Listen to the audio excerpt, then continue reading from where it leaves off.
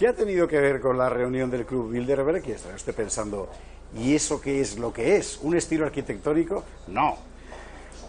Cristina Martín, ¿qué tal? Hola, ¿qué tal? Encantado de tenerte aquí. La vería usted en El Gato anoche, a lo mejor.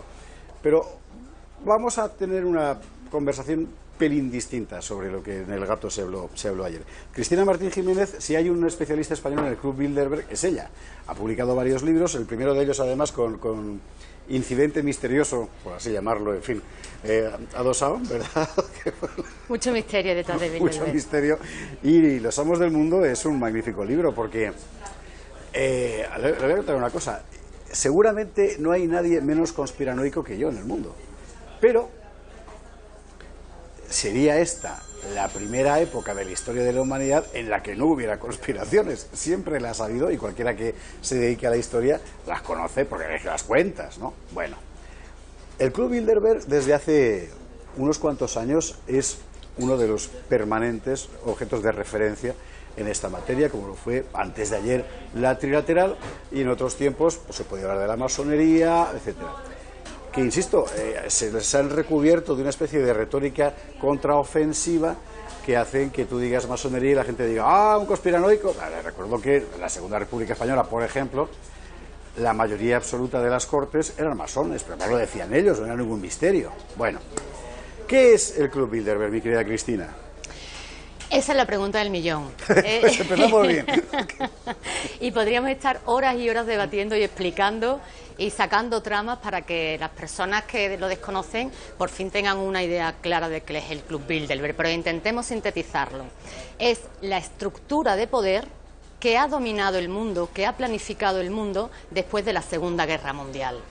¿Qué logra el Club Bilderberg que no logran otros? O lo que yo llamo Club Bilderberg. El Club Bilderberg es una articulación de distintos centros de poder compuestos por los medios de comunicación globales, la CIA, el FBI, todo lo que son los servicios secretos estadounidenses y parte de los europeos. También forman parte de esta estructura la realeza y la aristocracia española. Después está también el poder político y el poder financiero. Vamos por partes.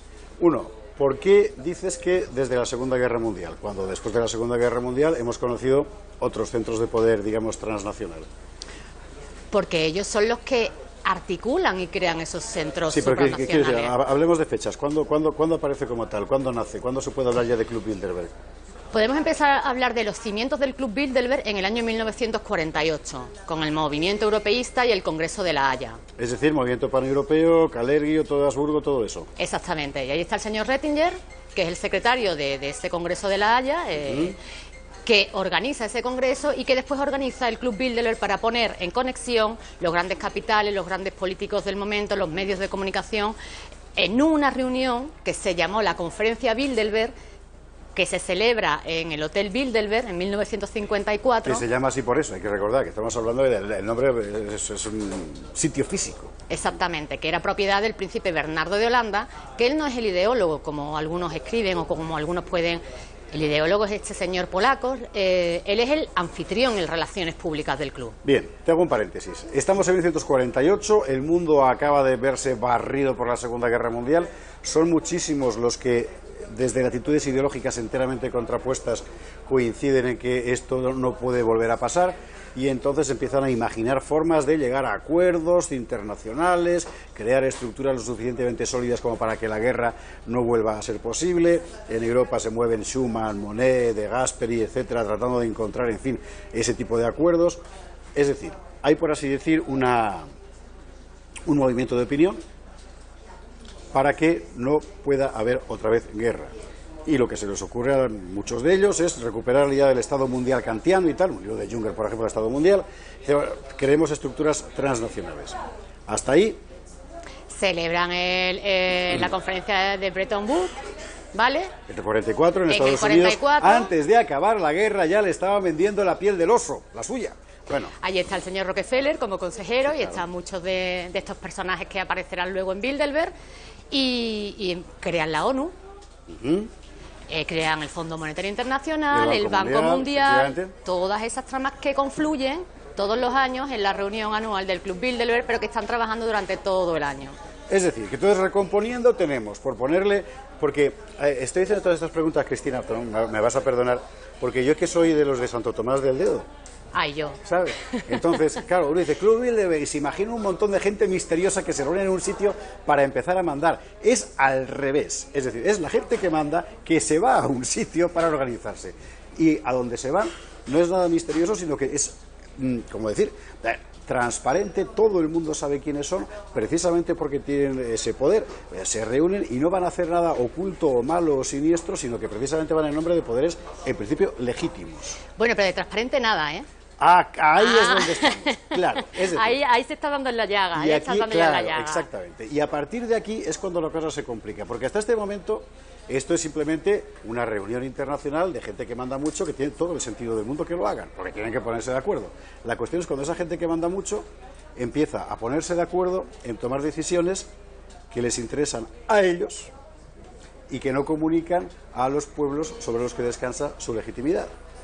Precioso lo has dicho.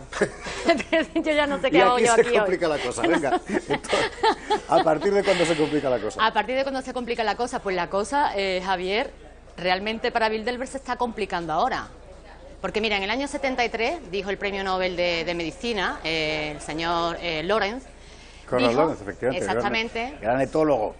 Bueno, es que él inventa. Bueno, Él inventa la teología, no, no, es la el teología primero. no, la etología. La el ciencia, señor ese de la barba blanca y las hojitas detrás, ¿ha visto usted la foto 1000 veces? la ciencia del comportamiento. Entonces, empiezan a decirnos que el comportamiento se puede medir. Es verdad. Y que depende del mensaje que tú envíes a las personas, a los individuos, a la colectividad, pues van a tener un comportamiento u otro. Bueno, Eso sí. ya se estaba estudiando en la universidad, en la escuela de Chicago, ¿vale? Por los europeos que habían huido de la guerra y que estaban financiados por el señor Rockefeller. Entonces aparece el paradigma de Laswell, que dice que en el mensaje hay que estudiar, en la comunicación, en la ciencia de la comunicación, hay que estudiar distintos elementos. Uno es quién envía el mensaje, qué dice, por qué canal, con qué efectos, ¿vale? Y esa es la propaganda, la ciencia de la propaganda. Entonces, ahora mismo, lo que está pasando, y uno de los temas que se ha tratado en la reunión de la semana pasada, es la guerra de la información. La propaganda, por primera vez, en 63 años, 64 años que lleva Bilderberg, por primera vez se ha encontrado con un gran problema, y es que los mensajes que está lanzando la sociedad, la gente ya no se los cree. Qué interesante es esto. Pero me parece que nos acabamos de saltar alegremente 40 años de historia.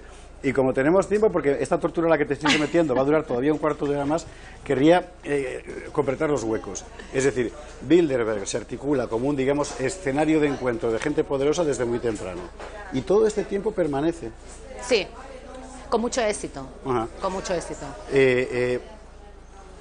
Por ese escenario empieza a pasar gente muy distinta que a su vez pertenece a otras, llamémosle, tramas de poder transnacional, como la trilateral en su momento. O ese La tipo de crean cosas. ellos, la crea Rockefeller, para meter, porque Rockefeller hay un momento que quiere invitar a los japoneses a Bilderberg, y los europeos y los norteamericanos se niegan, Y eso fue entonces la él crea efectivamente. la trilateral. Claro. ¿Por qué Rockefeller está tan metido en Bilderberg? Bueno, es que no te puedes imaginar, yo presento la semana que viene una tesis doctoral en la que analizo los medios de comunicación y Bilderberg, ¿no? Los vínculos de propiedad que existen. Es una tesis estructural.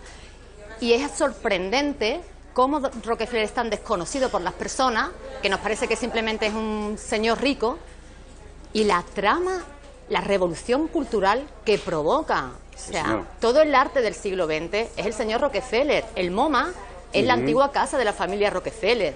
O sea, que el arte sea el antiarte, que vayamos a Arco y nos encontremos con un bidel, están puestos en la pared, y que eso nos quieran hacer creer que eso es arte.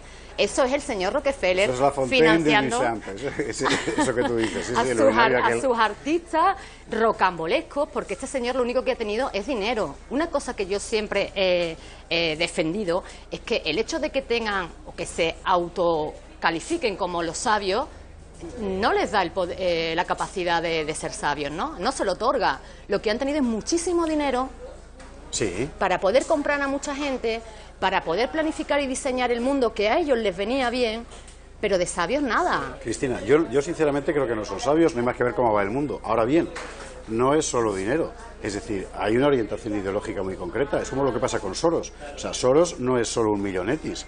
Es un idealista millonetis. O sea, él tiene una idea del mundo, que a mí me parece descabellada, pero que es la suya. Eso es peligroso. Y pone toda su fortuna al servicio de esa idea. Y es lo que le hace poderoso. Si no, sería simplemente un rico. Pero no, claro, lo que le hace poderoso es todo lo que no es dinero. Digamos, todo lo demás. Los medios de comunicación, la cantidad de agencias, de fundaciones, de asociaciones que dependen de ti, la cantidad de gente que repite el mensaje que tú quieres, ¿no? Exactamente, pues cada una de las personas que está en Bilderberg son consejeros de muchísimas empresas. O sea, pueden ser consejeros de un medio de comunicación, o sea, por ejemplo, es que no te puedo desvelar porque es la tesis, no te puedo desvelar. Pero pongamos un ejemplo así, no quiero poner de una persona, no puedo poner de una persona, El día que se publique, el primer sitio donde va a venir a contarlo es aquí. Te lo voy a contar porque la gente lo va a ver muy bien porque tengo hecho cuadros y esquemas para que se vea todo muy claro, ¿no? Pero una misma persona puede ser consejero de un medio de comunicación, al mismo tiempo puede ser consejero en una industria de guerra, del petróleo, al mismo tiempo está construyendo misiles, al mismo tiempo está construyendo, fabricando papel y alimentos, es que están en todo. ¿Por qué hablas de Juan Luis Cebrián? ¿Eh? ¿Por qué hablas de Juan Luis Cebrián? Porque es que eso es el poder en la actualidad. Eso es el poder en la actualidad. En el petróleo, en el gas, en un activo financiero, en un fondo buitre y en un medio de comunicación. Exactamente. Sí, claro. Es que es eso. Entonces, claro, ¿cómo te van a contar los medios de comunicación? ¿Cómo te va a contar el país la verdad de lo que está pasando en Siria? Cuando él tiene intereses en el petróleo, en la guerra, en que la guerra pare o la guerra continúe, vale, no te lo va a contar nunca. Acabas de contar dos cosas que van convergiendo poco a poco, como en una especie de gigantesco lago al que van llegando los ríos. Uno, el hecho de que el mensaje ha dejado de funcionar, por así decir. Dos, el hecho de que ahora ya es perfectamente perceptible, pues sencillamente porque no se puede negar, lo que llamaba Max Weber constelación de intereses, que cada vez son más el mismo, porque hasta hace relativamente poco, los ámbitos de la comunicación, de la banca, de la industria y de no sé qué, todo el mundo sabía que estaban, como decir, en abierta promiscuidad, por decirlo así, pero que eran distintos. Ahora, hace un tiempo que ya no, y es evidente que ya no. Vamos a ver, ¿cuánta gente ha visto usted hoy, por ejemplo, en España, criticar al Santander en medios de comunicación por el asunto del Popular? Aquí ninguno, solo aquí. ¿Por qué? Porque no hay publicidad del Banco de Santander. Es así. Bueno. Los condicionantes entonces, del periodismo. Claro, tenemos dos ríos, pues. Esos condicionantes se extienden también, claro, al mundo político, porque me imagino que a partir de este momento uno no puede tomar ninguna decisión pública que vaya a lesionar a ninguna parte de la constelación. Claro, es que ese es el complejo que se ha creado, ¿no? Por eso hablaba yo antes de estructura de poder, porque si antes tú veías claramente quién era el que mandaba en un país, ya no sabes quién manda. O sea, la estructura de poder está oculta, muy ramificada, y eso se le llama, la globalización. Lo que está ocurriendo es que hay una concentración de poder en pocas manos, que es lo que estamos contando, un mismo consejero, una misma empresa y diversidad. O sea, estamos en concentración de poder cada vez, las empresas, las tomas de decisiones en menos manos y la diversificación. O sea, estoy fabricando papel, estoy fabricando periódicos y estoy fabricando bombas. Es una revolución política formidable, porque al fin y al cabo el liberalismo se levanta contra el poder del monarca porque era un tirano para limitarlo. Y de acuerdo todo el mundo. Pero si el final del trayecto es que ha sustituido el poder público visible por un poder invisible que no puedes limitar, pues has hecho un pan con unas tortas. Has conseguido exactamente lo contrario de lo que querías. Un poder que no puedes limitar por definición porque no lo tocas. Y no sabes quién es, contra quién te quejas. O sea, en la crisis, que yo en mi libro Perdido cuento cómo hicieron la crisis, o doy en base a mi investigación periodística, y cuento cómo están haciendo la Tercera Guerra Mundial, que también es un tema muy interesante de tratar. Pero, ¿ante quién nos quejamos? ¿El Banco Central Europeo? ¿Y el Banco Central Europeo quién es? ¿Quién hay detrás? ¿Es privado o es público? Las personas ya no sabemos contra quién tenemos que quejarnos, ¿no? Entonces, es lo que estás diciendo, es una revolución cultural y es un cambio de época que se ha sucedido en estos últimos 50 años, que estas personas han estado muy ocultas porque le ha resultado muy efectivo y muy eficaz ocultarse para conseguir sus propósitos, y de repente hoy nos hablan de globalización cuando a las personas no se nos ha explicado en los medios de comunicación qué tipo de globalización, de qué tipo de globalización, de qué tipo de mundo estamos hablando. Esa desaparición de cualquier identidad y al final de cualquier soberanía, es decir, desaparece cualquier... ¿Esto quién era el que lo decía? Milán Kundera. La unidad del mundo significa que ya nadie puede escapar a ninguna parte, ¿verdad? O sea, que la prisión invisible... Ha desaparecido cualquier opción tuya de controlar nada, claro. Y ahora van al espacio. Ahora ya están haciendo minería planetaria. Ya están en el espacio, ya están intentando conquistar el espacio, ya esto se les queda pequeño. Bueno, eso es inevitable, me imagino. Vamos a ver. Sí, claro, como seres humanos. Es decir, digamos que lo que sea la novedad de los últimos tiempos es que a medida que el proceso de globalización ha cuajado, se ha hecho muy evidente que existe ese núcleo de poder que, digamos, funciona por sus propios intereses, que no son los de las sociedades a las que dicen representar. Cosa muy importante porque incide con la crítica de Lasch a la nueva élite frente al pueblo, todas esas historias. Vale.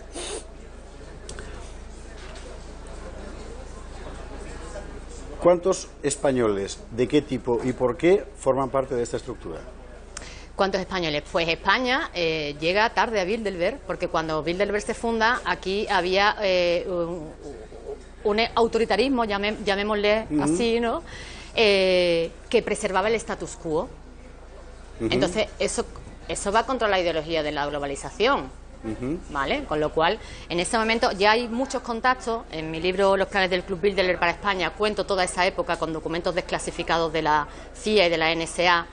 Cuento cómo llega el señor Henry Kissinger y el pupilo de Carrero Blanco le alza la copa, en ese momento ministro de Exteriores, López Rodó, y brinda por el arquitecto del nuevo orden mundial. López Bravo sería entonces. Rodó.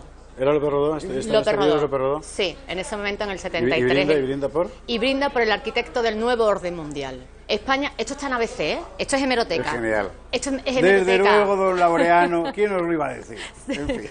Esto es hemeroteca, o sea, te envío la noticia, esto lo publica ABC en una página enorme. Eso tienes que tuitearlo un día, hombre, eso es fantástico. Sí, brindamos por el arquitecto del nuevo orden mundial. Entonces llegó aquí el señor Henry Kissinger con su propaganda de que el nuevo orden mundial consistía en una equidad de naciones donde habría muchísima paz y ya nunca más habría guerra y nunca más nos íbamos a pelear. Pero ¿sabes que eso es la idea de Immanuel Kant desde Ideas para una historia universal en clave cosmopolita? Es que es la ideología del siglo XVIII, finales. Claro, o sea, es el centro de la ideología de la modernidad. Bueno, es que escúchame, es que a Luhmann McLuhan lo invitan a Bilderberg cuando él saca su libro de la aldea global, porque invitan a muchos intelectuales que salen o descubren nuevas ideas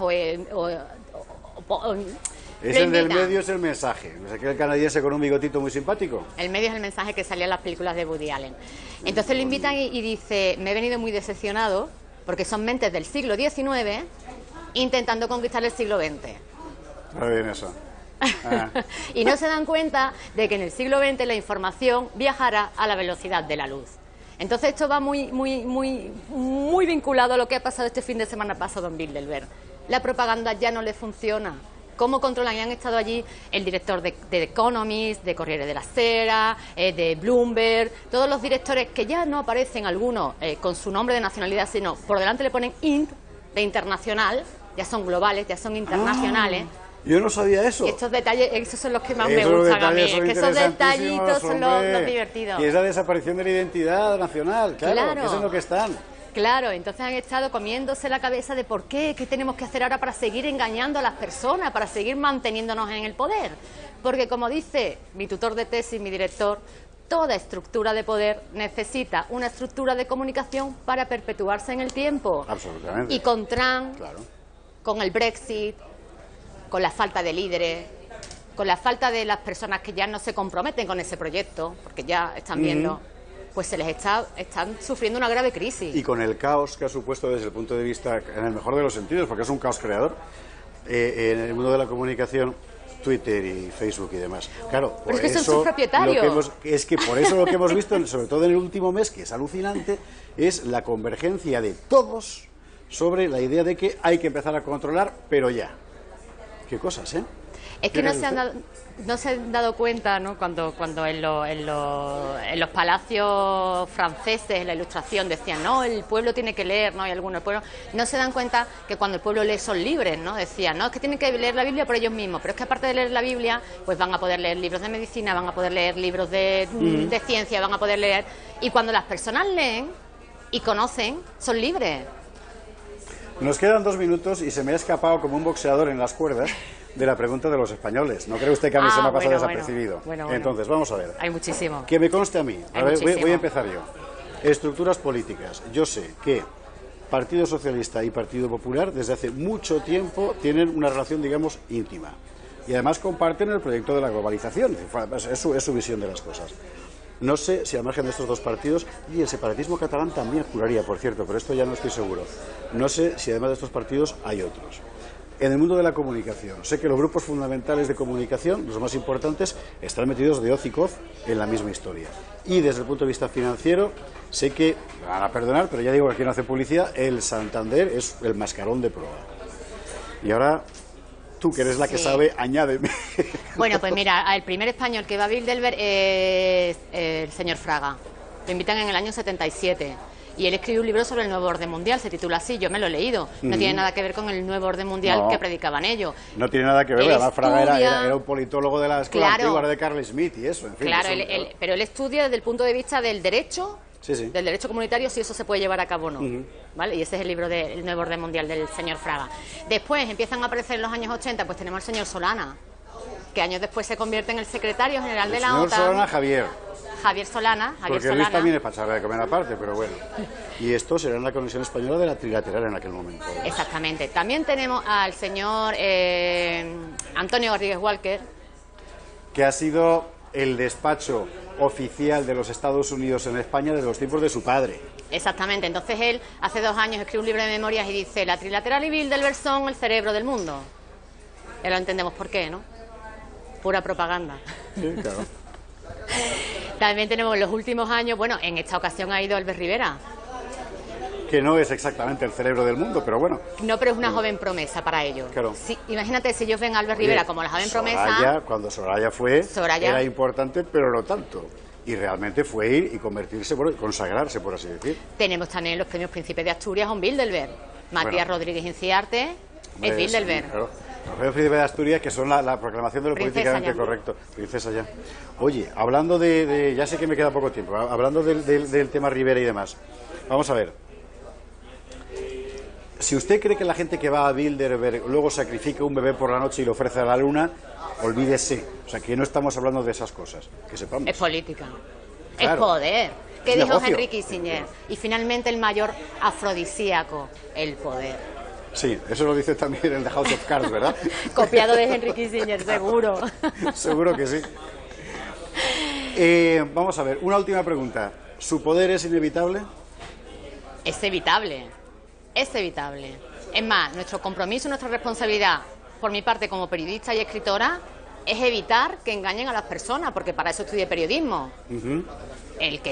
El que pueda desarrollarlo es esta lucha y esta batalla contra el absurdo, pues que lo desarrollen en su campo. Como seres humanos, mira, a mí me ha encantado que este año han ido a Bilderberg, a las puertas de Chantilly, Virginia, 40 kilómetros de Washington. Han ido jóvenes a manifestarse y le meten el micro a un joven. ¿Qué haces aquí? Dice, hombre, están hablando de mi futuro. ¿Cómo no voy a estar aquí? Está muy bien visto eso, efectivamente. Están hablando de mi futuro, sí, señor. ¿Cómo no voy a estar aquí? Es que es eso.